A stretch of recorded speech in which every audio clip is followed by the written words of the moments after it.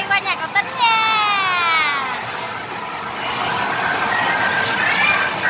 Hay quá. Nam bay đi đâu vậy con? Bay qua ông ngoại hả? Bye bye nha. Bye bye nha. Ôm bụng chị Hai đi con.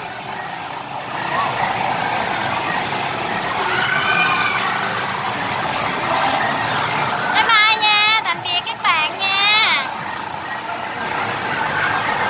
Đi máy bay bay lên trời.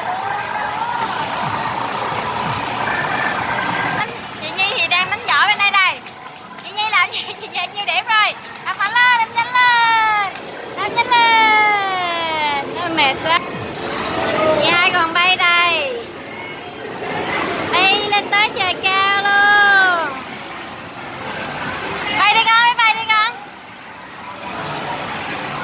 Hay quá vậy ta. Bay cao lên nha. Đây, chị Hai vẫn thích cái con robot